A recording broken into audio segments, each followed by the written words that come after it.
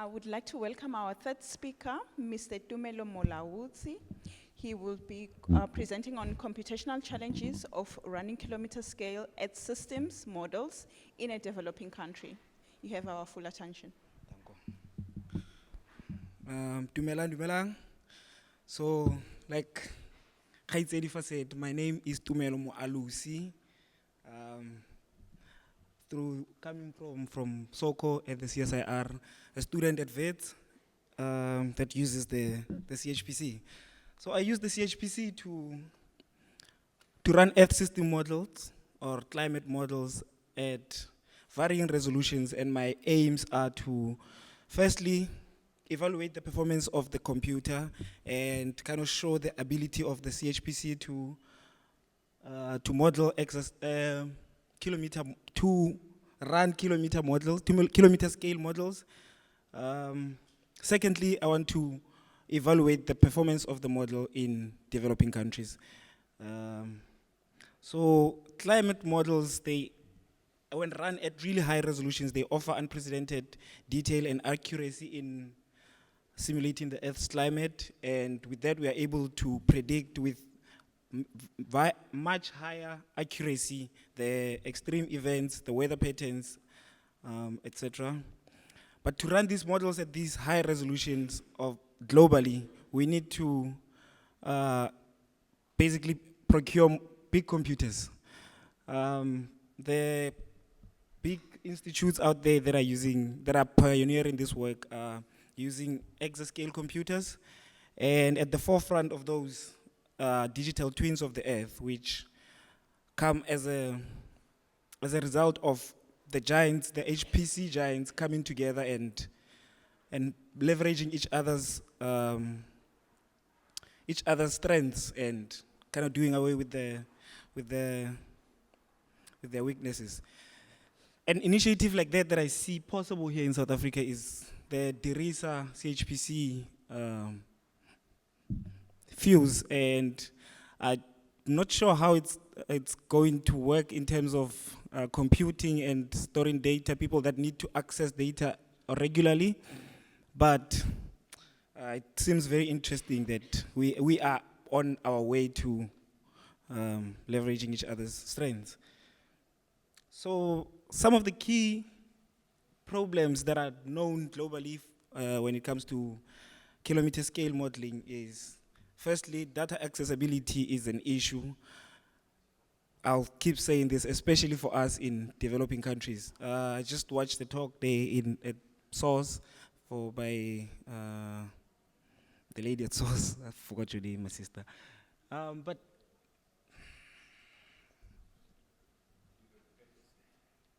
oh,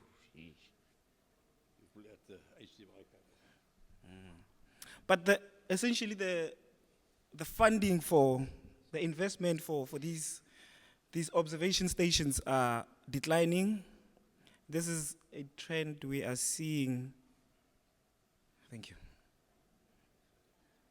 This is the trend we are seeing all across Africa and other developing countries, and this is mostly seen in Madagascar. So the graph there at the bottom right.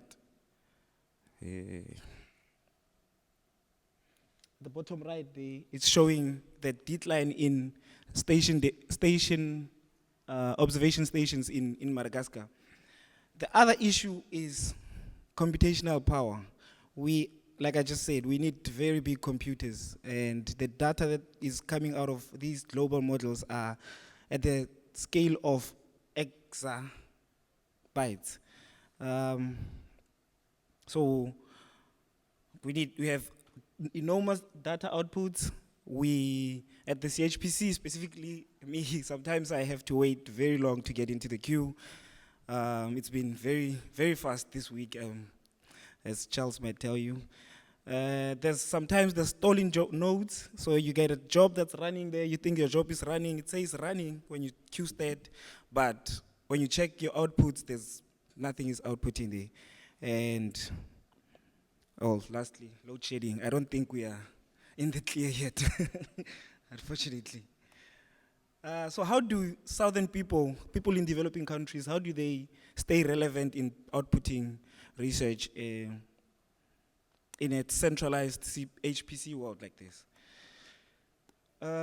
So what I want to do here, like I said, I'm testing the scalability of, or the performance of the computer that Lingao cluster.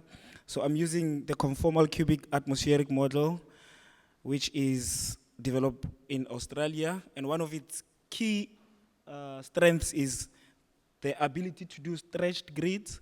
So to focus, to run a simulation at very high resolution at the focal area, and then relax the model in other parts of the world where you don't really need output from. But that way you are able to feed back with the components of the Earth. So what I did here, firstly I looked at while compiling the model, I looked at the effect that optimization flags have on the scaling of the model, looked at how input-output, how it affects the scaling, and then I looked at, lastly, the nudging effect. So what perturbs the model to kind of the observation. I also did some strong and weak scaling after a lot of attempts during load shedding. So that's optimization flags. So in red there is the O2. Forgot to put O2 there. And then in blue is O3, and in black is O fast. So the cluster does not always perform the same. You know, sometimes, like I just said, sometimes you have stolen jobs, sometimes your job just takes a little longer. And this one here, it just shows that with increasing processors, if you increase the processors, you get, you know, better performance, but the O fast optimization flag is supposed to be the most recent, the most updated, which they say it's supposed to be fast, but I'm not seeing that here. I see that O2 is the one that's actually performing better than the new ones. So I decided to stay with O2. But also I checked the output, and the output is a bit different. I wonder why that is, since these are supposed to be working the same. I also checked the scaling of the what happens to the memory usage when we scale our model, and I'd say it scales about fine. What's interesting to me is how dynamic it gets when you increase the resolution, when you increase the number of cores there. So when we start here, 192 is just the same, but when you go up there, you start seeing a little bit of a change. So here, like I said, after many tries. So this is what I'd like to call snapshots of the cluster from May to July 2014. And these are supposed to be the scale. This is the same code, just submitted at different times of the year and at different resolutions. So going down here we're increasing the resolution, and going that way we're increasing the number of processors. And as you can see, this looks completely different. It looks like different codes, but it's just the same code, just ran different times of the year. I don't think that this is good for reproducibility of our science. Our elders in the room will correct me if I'm wrong. So after those iterations, I got something that looks a bit like a bit of what I would expect, or that agrees with the scaling results done from other HPCs. And here in the red is the output frequency when we output at 6 hourly, and then 12 going on to 12, that's red, and then green is 30 days. So the idea here being, when you output more often, you are using the CHPC more, so there's more work being done, and when you output less, there's less work being done. On the left here is when a nudging is applied, so like I said, what perturbs the correction of the model, basically, to kind of follow the observation. And then on the right, that's when we let it run loose. So firstly, we expect the nudging, because there's more work being done in there, we expect the nudging to have a better scaling than the non-nudged, because, well, we expect some processors will have to wait for others to work. But what's interesting here, which is my point here, is we are able to scale down up to higher resolutions, which kind of indicates the possibility of going into this space that I'm talking about, this kilometer scale modeling. Yeah, I think that's what I want to say here. So as a case study to kind of demonstrate this kilometer modeling, I chose Madagascar as a kid of Africa. So Madagascar is characterized with tropical climate. It's rainy along the east coast. It's very dry in the south here, and the rain here in the mountains is moderate, and it happens over short spaces of time. So the island is about 1,500 kilometers in length and just shy of 600 kilometers across. So global models are not able to represent this smaller island as at the resolutions that they are actually ran at now. So the climate there is obviously affected by the neighboring, the surrounding oceans, and obviously, like I said, the terrain of the island. So the data I'm going to be using, like I said, I'm using the conformal cubic atmospheric model. I'm testing its ability to model that and validating that using the CHIPS data set, which is satellite and station data assembled together, and error 5, which is what forces the model, what we use to force the model. So this experiment was run by Jessica. Thank you very much, Jess. And therefore, the scalings are not a representation of this smaller piece. It's for the global ocean. But just for this thing, she ran 8 years hourly data, which is it takes about 90 gigs when we save just one variable. So my 3 months of data there it's much bigger than this. If I run 3 months on a global grid, it's much bigger than that with just the model output. So just an indication of how much storage we are actually using. So just a comparison of the 3 data sets. On the left there is the error 5, in the middle is CCAM, our model, and to the right is the CHIPS data set.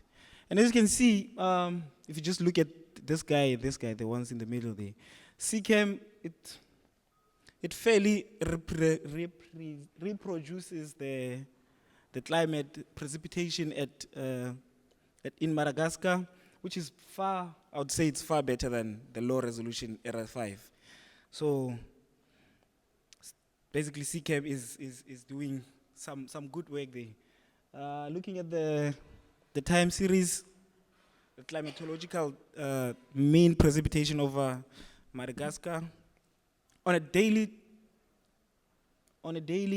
time scale, you can capture all the kind of variability that is there, but essentially you see that it's able to capture the yearly climatology of precipitation over there, and it's very close to the model.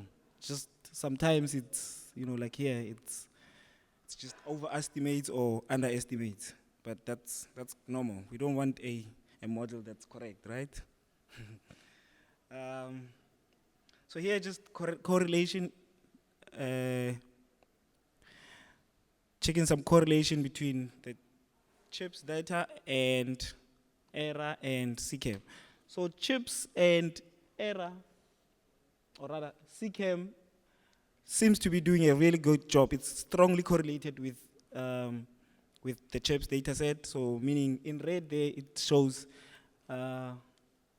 strong positive correlation, meaning an increase in the chips data set is seen also in the CCAM. And in blue, it's the opposite. TISO, not so good between the CCAM and the error 5, which we kind of expect because we are actually trying to better the input files. So on a daily times, this was a yearly. I'm sorry, this was yearly correlations on a yearly time scale. On a daily time scale, like I said, you can see the variability, but when you look at the correlations, it goes down like significantly, especially ISO, where I said it was very dry, where it's very wet, and I suspect that this is we might need to go a few resolutions higher, both temporally and spatially. So HISO, I'm just looking at the error that is, or the biasness of the model, and if when we compare, it's just looking at the yearly there. So up here it's yearly, monthly, and then daily time scales. And when we compare, we see that the CCAM it shows biasness, but it is lower at shorter temporal resolutions, which is good. It increases our confidence in accurately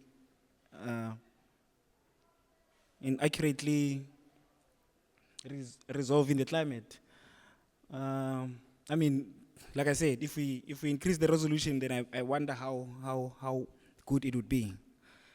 In summary, I've just demonstrated to you the capability of the cluster and the capability of the model to show to represent climatic events in Madagascar, showing the challenges and opportunities / possibilities associated with kilometer scaling at the cluster. With that, I thank you.